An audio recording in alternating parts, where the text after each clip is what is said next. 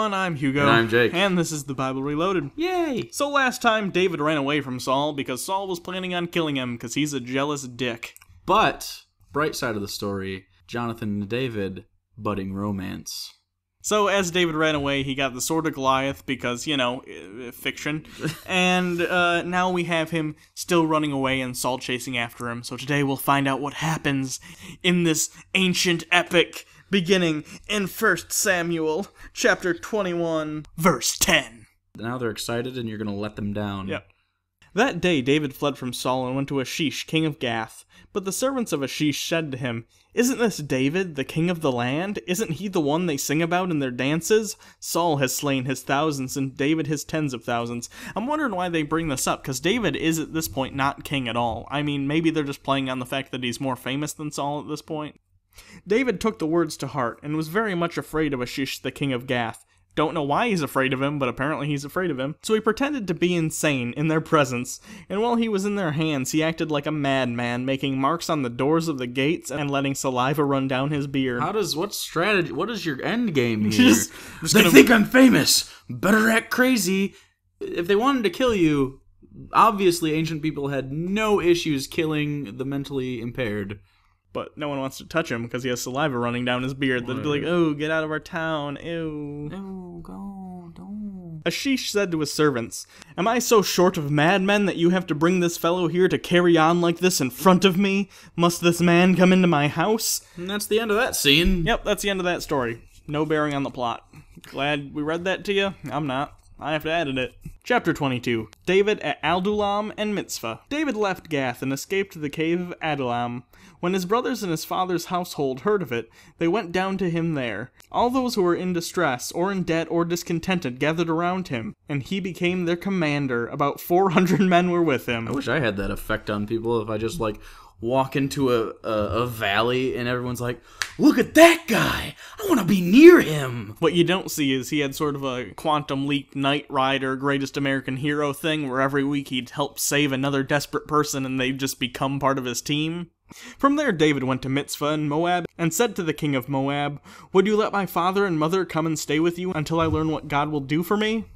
So he left them with the king of Moab, and they stayed there with him as long as David was in the stronghold. But the prophet Gad said to David, "Do not stay in the stronghold. Go into the land of Judah." So David left and went to the forest of Hereth. And that is also the end of that scene. Lots of little vignettes that don't have any bearing on the plot. I really wish the writers of this would have left this shit out. It's like one of those, those little 15-minute slots on IFC where they need to fill something. They're like, fuck it, shitty independent vignettes. Verse 6, Saul kills the priests of Nob. Now, if you'll think of any movie, let's think of Star Wars, for instance. Okay. You'll have Luke on Dagobah training, and you see what he's up to. Mm-hmm. Then you cut to the villain, Darth Vader, and what he's plotting, him and the Emperor. This is that scene. Now we're going to see what Saul's up to on his quest to capture David.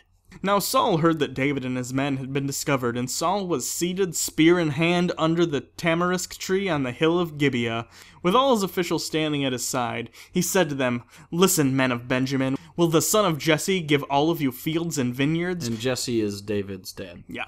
"Will he make all of you commanders of thousands and commanders of hundreds?" Well, I mean, you can't really either. You don't have that many forces, but okay.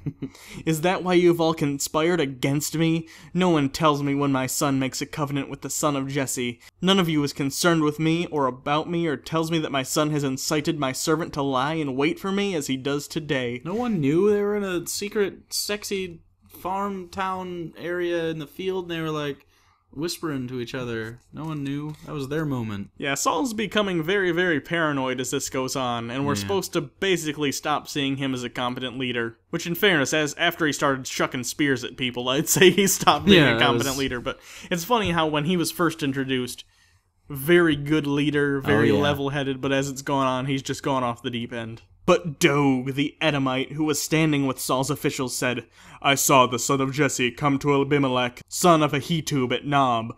Ahimelech inquired of the Lord for him. He also gave him provisions and the sword of Goliath the Philistine." Oh, it was that guy. Yeah. That's the guy. The king sent for the priest of Ahimelech, son of Ahitub, and all the men of his family, who were the priests of Nob, and they all came to the king. Saul said, "Listen now, son of Ahitub." "Yes, my lord," he answered. Saul said to him, "Why have you conspired against me, you and the son of Jesse, giving him bread and a sword and inquiring of God for him, so that he has rebelled against me and lies in wait for me as he does today?" But that didn't really happen. David kind of tricked him. Yeah, David lied to him and told him like he had soldiers and stuff, so this guy gave him the provisions and the sword of Goliath, which I don't know why this guy had it, but he had it. Well, to be fair, Ahimelech's a priest and David's a sexy young man. Things are bound to happen. Yeah, or at least feelings are bound to happen. Verse 14, Ahimelech answered the king, "Who of all your servants is as loyal as David, the king's son-in-law, captain of your bodyguard, and highly respected in your household? Was that day the first time I inquired of God for him? Of course not. Let not the king accuse your servant of any of his father's family, for your servant knows nothing at all about this whole affair." So he's saying, "Bitch, I don't know shit. Why are you trying to hurt me? I'm not plotting against you." He's got plausible deniability. But the king said, "You will surely die, Ahimelech, you and your whole family." Holy shit. Reasonable request by the king. Then the king ordered the guards to decide, "Turn and kill the priests of the Lord, because they too have sided with David. They knew he was fleeing, yet did not tell me." Did they expect any single person who happened to see David to go to the kingdom to Saul and say, "Saul, hey, like a week ago," because it takes a week to travel to where you live on foot, "I saw David. I know that doesn't help you now, because it's been a week, and you can go a long ways in a week. For instance, from my home to where you are. But yeah, I just thought I'd let you know so you don't kill me."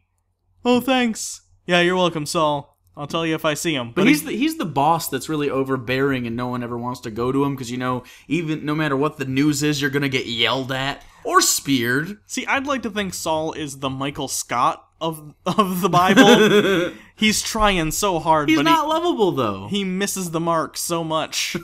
He just doesn't get it. But the king's officials were unwilling to raise a hand to strike the priests of the Lord. The king then ordered Doeg, "You, turn and strike down the priests." So Doeg the Edomite turned and struck them down. That day he killed 85 men who wore the linen ephod. He also put to the sword Nob, the town of the priests, with its men and women, its children, its infants, and its cattle, donkeys, and sheep. So the bad guy basically ordered this new guy, Doeg, to kill this entire town and all the priests because he was afraid they were conspiring against the king, even though they weren't. Again, with him being paranoid, and I assume Doeg will come into play later as well. Otherwise, why would they name him? He's like Starscream now. I'd consider him Boba Fett. He's Boba Fett to Saul's Darth Vader. I can do that, but he's probably not going to get. He's probably not going to have like just one scene in the next movie where he dies. You think he'll end up in the Sarlacc pit? I hope he ends up in the Sarlacc pit. It's a desert, so it might be. Do they have those there? Those are indigenous to the Middle East, I'm sure. I'm sure. There's got to be. That's why it's so bad There's there. a couple Sarlaccs. There's got to be a Sarlacc right in the middle of Saudi Arabia. That's where the oil's coming from. But one son of Ahimelech, the son of Ahitub, escaped and fled to join David. He told David that Saul had killed the priest of the Lord. Then David said to Abiathar, "That day, when Doeg the Edomite was there, I knew he would be sure to tell Saul, 'I am responsible for the death of your whole family. Stay with me, don't be afraid. The man who wants to kill you is trying to kill me too. You'll be safe with me.'" Actually seems like you'd be twice as at risk, but okay, David, I see where you're going. So that's kind of his character motivation. He now sees what he has done because he says he knew that Doeg was going to tell, but he didn't anyway. He stayed his hand, and now people died because of him. So, damn it! So, I'll give the Bible this. You are building towards character development. You're seeing him grow as a leader and learn responsibility. However, it's not going to pan out. This is going to fall flat on its face, and David will no longer be interesting. We will end with the beginning of chapter 23. David saves Keilah. When David was told, "Look, the Philistines are fighting against Keilah and are looting the threshing floors," he inquired of the Lord, saying, "Shall I go and attack these Philistines?" The Lord answered him, "Yes, burn them, they're tan." Go attack the Philistines, save Keilah. Which is interesting. It seemed at this point that God wasn't directly interfering with anything. It seemed like he wasn't talking to people, but here we have him talking to the Lord. This, I can presume, was maybe meant more along the lines of he prayed and then felt it was answered because he decided to do it. I don't know. Or but maybe he's a sociopath and loves to kill Philistines. Maybe, but it's written as though God, talks to him and said, "Hey, David, yeah, go save him." It'd be kind of weird if they didn't at least text once in a while. I guess. Probably get a lot of unlimited minutes if you're, on God's Family Plus plan. Maybe back then they just had, AOL Instant Messenger. But David's men said to him, "Here in Judah we are afraid. How much more then if we go to Keilah against the Philistine forces?" Once again, David inquired of the Lord, and the Lord answered him, "Seriously, I fucking just told you." So David and his men went to Keilah, fought the Philistines, and carried off their livestock. He inflicted heavy losses on the Philistines and saved the people of Keilah. So now, after what just happened, David basically takes responsibility and says, "I'm gonna go help save people from the Philistines." Don't know exactly what the Philistines were doing, but, well, they're dead now, so I guess David gets to write whatever the fuck he wants about what they were doing. Anyway, that's this episode. Thanks for watching. You can always follow us on Twitter at Bible Reloaded. Or you can follow Hugo at Hugo Reloaded. You can always donate to our Patreon, which is, we are close to 500, which is pretty tits. That is just glorious. I love you guys. And I think that's it. Next time we'll get into more of David versus Saul. Saul's gonna run to him, and then he's gonna be in a cave, and then there's gonna be like, "I didn't kill you, Saul," but it's not gonna work. So thanks everyone for watching. Until next time, I'm Hugo. And I'm Jake. And this has been The Bible Reloaded. And next week, Hugo and I start a band called Butt Zeppelin. Hugo's going to be lead on the theremin, and I'm going to be vocals / harmonica.